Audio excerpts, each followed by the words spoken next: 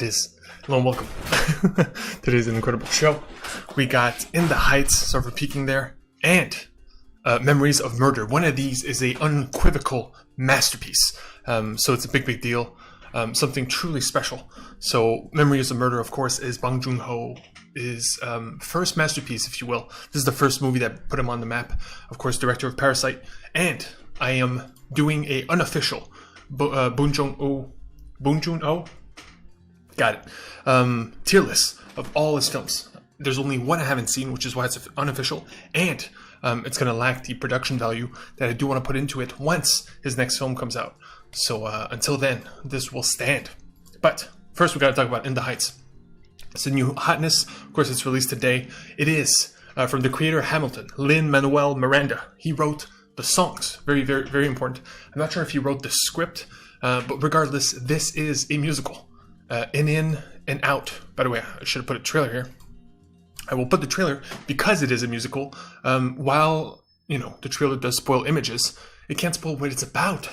That is the music. That is the vibes. And it is all about Hispanic and Latino culture. This is representation with a capital R. And one of the best things I have ever seen about those subjects.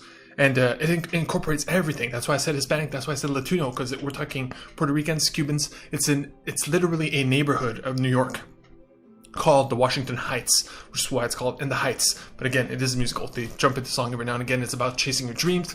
It's about dreamers and a sense of community that is, again, a beautiful perspective and a beautiful view into a world that we can't explore unless either you live in the Heights or you are Latino or Hispanic. But yeah, if you are Latino and Hispanic, this is your film. This is the one. This might be the Hispanic film for years to come. It's so good. And in the title, as you saw, I put, is this the event of the summer? They did that as marketing.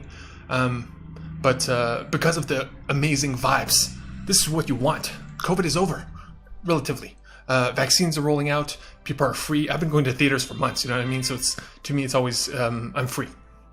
But for the people that are not, and the risk of going to a theater is a true and real thing.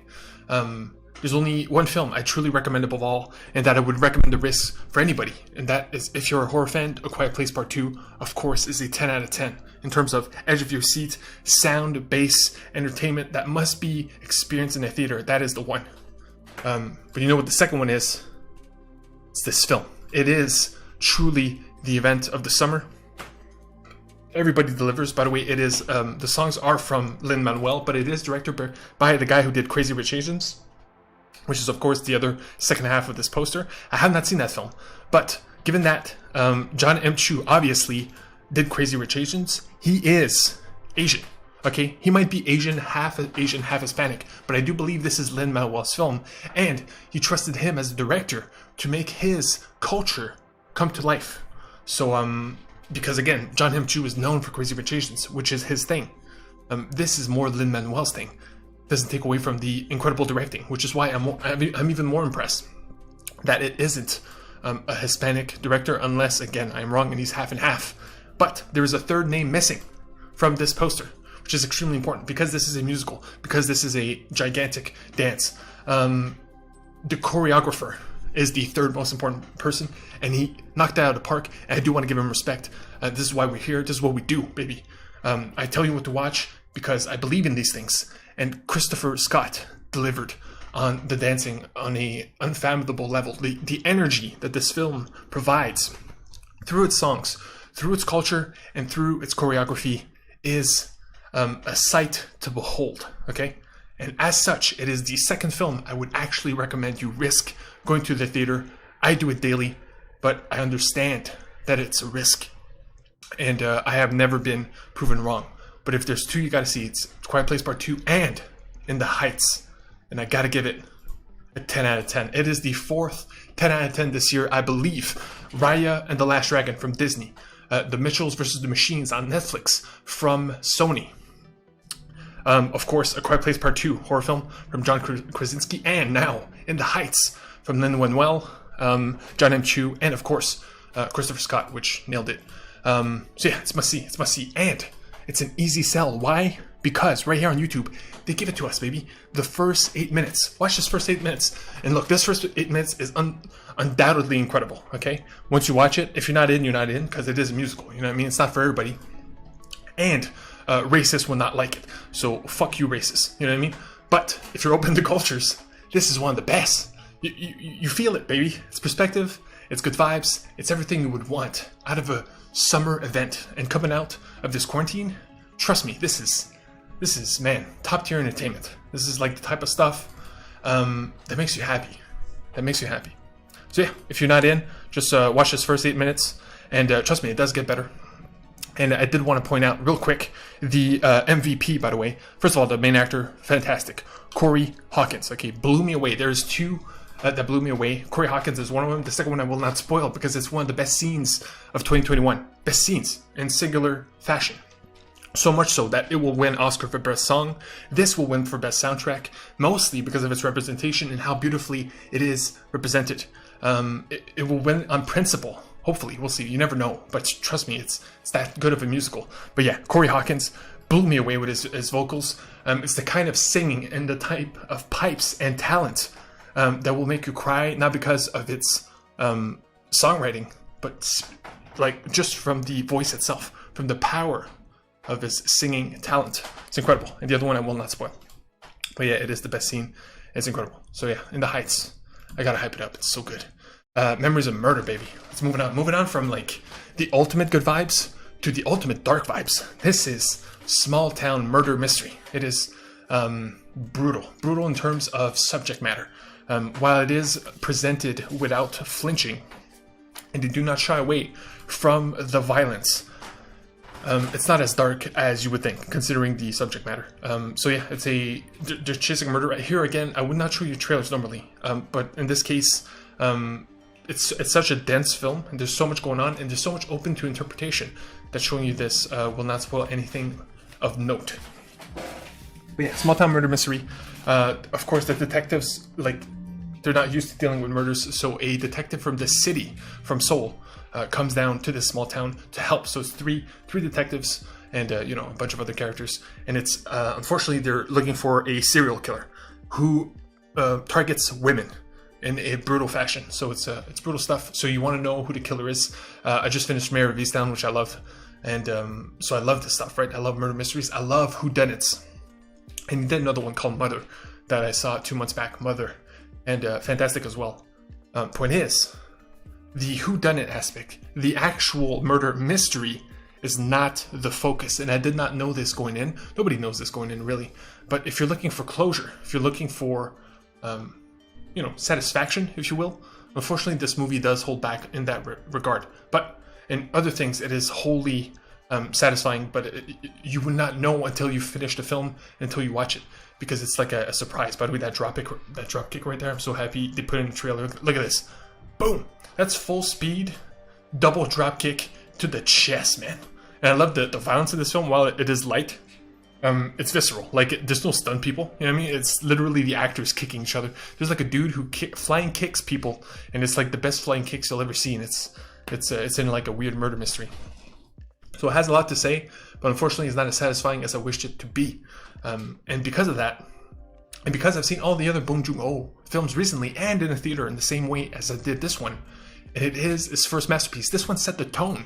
This is the movie that defined his style, which is a perfect mix of course, dark, very dark aspects of life, either murders or class equality or pig abuse and okja and like meat packing plants. You know what I mean? Whatever he tackles it honestly, brutally, but also from a funny slant. There's also a lot of comedy in his films. It's very subtle. Like, if you do not like comedy, just so you will like not laugh at these attempts to do so.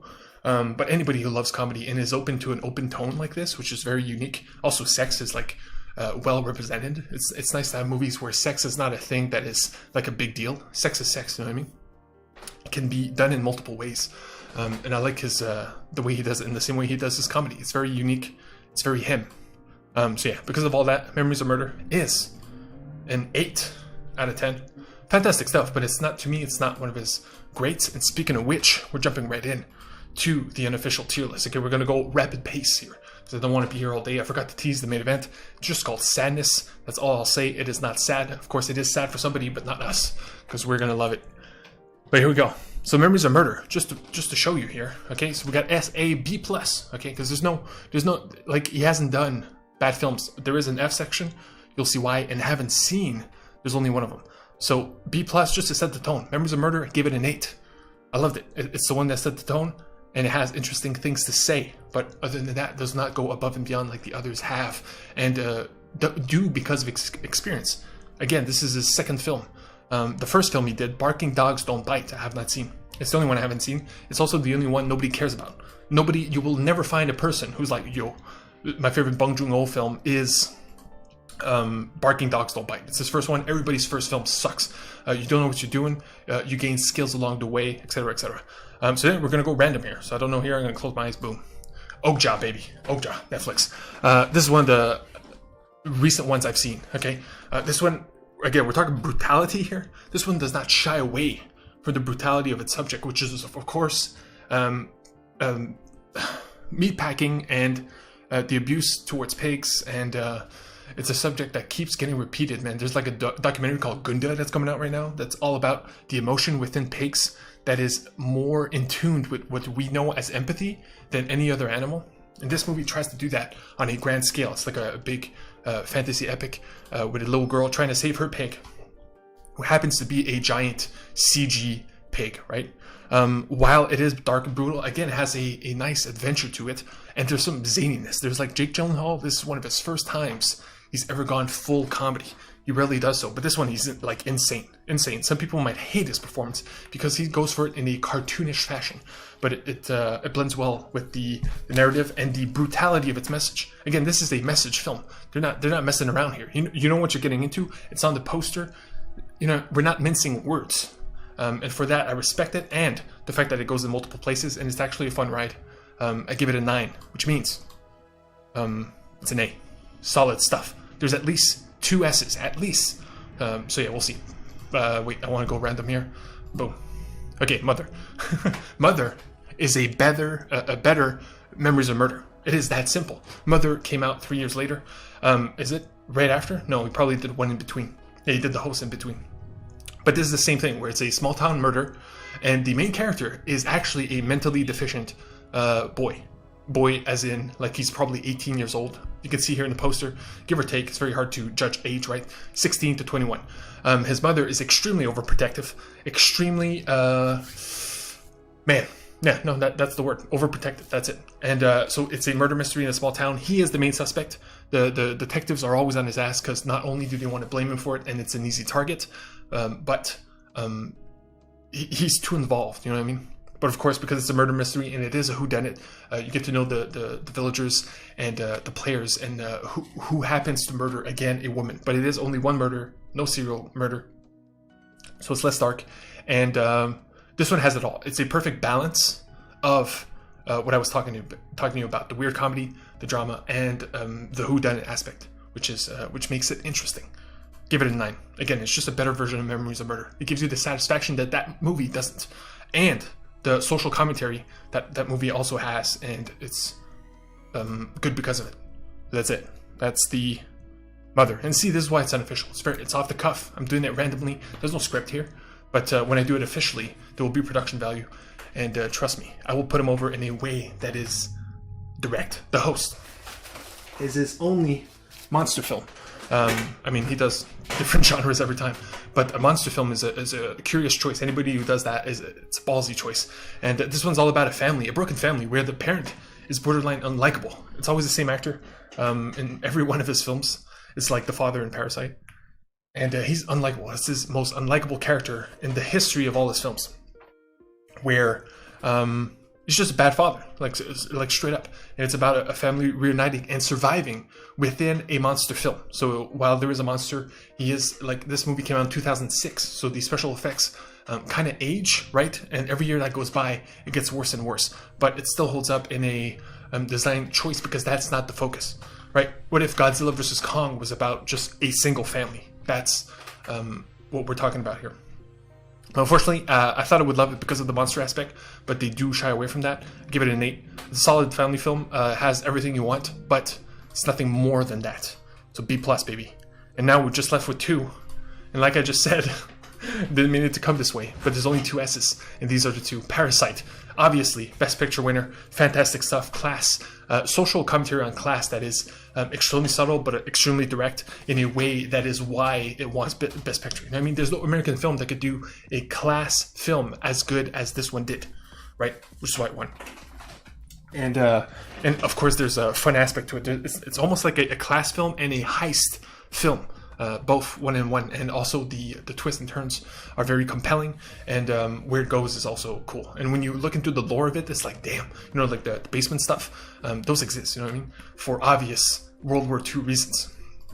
So yeah, Parasite is undeniably great, but while I love it, it's 2 hours and 12 minutes. There are elements I feel that, you know, I mean, on a second rewatch, I felt like, you know, it's a little too long sometimes, and some characters are weaker than others, but that's just how it goes, you know what I mean? The longer your movie, the more ambitious you are, the harder it is for everything to be tight and seamless. So for that, it's a 9, but still, it is unequivocally his best film, or second place, but to be honest, I might like Parasite more, even though, straight off the cuff, Snowpiercer, I gave it a 10 out of 10. It's the only 10 out of 10 I gave Boon Joon-ho film. Doesn't mean, you know what I mean? He's still a master. And here's why I give this one a 10. It has the action. That's the thing. The monster movie has action, but it's more of a, you know, you're running away from a monster. It's less action than, it's more like, you know, chase sequences. Snowpiercer has straight up action, straight up kung fu action, and it's on a train. The whole movie is on a train, which means we're talking tight spaces here. Okay, imagine 50 dudes in a train car with axes and weapons, fighting. And he nails that. You know what I mean? And it has everything else. It has the drama. Also, this is his first American film. And to be honest, he nailed it. And we're talking performance here. Chris Evans, I think this is his best performance. He's not a great actor. I got to be honest here. It's brutal to say, but that's just facts. But this might be his best. And everybody else nails it. It's like, look at these actors. You know what I mean? It's like the best actors ever. Tilda Swinton, freaking Octavia Spencer, John Hurt, Ed Harris. Best of the best. They all deliver. And it's a fun ride. It's a fun ride. There are stupid elements because it is a sci-fi story. It's based on a comic, a French comic from like the 80s. There are elements that take away from it, but the fun and the fact that it is everything else on top of the action puts it at a 10. To me, like, this is the most rewatchable. It's the most crazy and the most like episodic. You know what I mean? It's adventure to adventure. That's how it goes. Damn it! This whole time I forgot to zoom, son. But this is it. The official list as of now. Again, Barking Dogs haven't watched, and his next film we'll see. There is no F. Not only is there no F, there is no C, there's no D, there's no nothing. Okay, this guy delivers, regardless of what you want. He has done a film on a certain genre, so that's what's beautiful about his films, is that if you want a whodunit, you want a monster film, you want a ecological terrorism, freaking, you know, environmental story, or you want class, or you want a sci-fi action epic. Take your pick. And you won't be let down. So that's Boon Joon-ho. There's a reason he won Best Director. There's a reason. He is the only foreign filmmaker to ever win that prize. Gigantic. Yes, there are some that would have been deserving, but what are you going to do? We live in this world. But he is for sure deserving to be the first one. And I fully stand by that. So yeah, that's it, baby. That's the show. Actually, no, we got the main event. Real quick. Tonight. Right now, actually. Right after this, I'm seeing Booksmart. Booksmart, to put it back in theaters for a week. Booksmart is one of the best comedies of the last 10 years. It's the newest high school one that is the best. Like, you got Mean Girls in 2004, I believe, and then you got Booksmart, which was 2019. Fantastic stuff. I give it a 9. I will watch it again tonight. I cannot wait. It should be extremely fun, to be honest. And that, right after that, I'm seeing a movie from here, though, from where I live, which is Quebec, Canada. We're a French province. It's called Underground. Souterrain in my language, and it's about miners. So miners that go down, stuff happens. I'm guessing they get caved in. But apparently the movie is about toxic masculinity, which, I mean, it is a problem in my culture a little bit, but I'm surprised to see that a movie about miners is about that. So just for that alone should be interesting. But right now, it's main event time, which is Instant Karma at its best. I got there. Here we go. Pause the music. In the Heights, though. Seriously. F's the dude. Film him. Gone. Seconds. Clearly a new phone. My dude.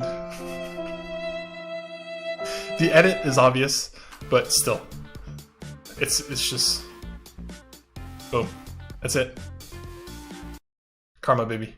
So until next time. And tomorrow I will, of course, react to a bunch of video game trailers. I can't today because my schedule is full. But tomorrow, I can guarantee it. Again, over 50 video game trailers, mostly indie games. Elden Ring, which I have not seen yet. I do know it exists, of course. I will give you my pure reactions. So until then, In the Heights, 10 out of 10. Quiet Place Part 2. Go see it. One or the other. Both are extremely different. They're literally opposites. So whatever you want. If you want horror, you want edge of your seat tension, or you want good vibes, dancing, singing on a top tier level, they both deliver. So yeah.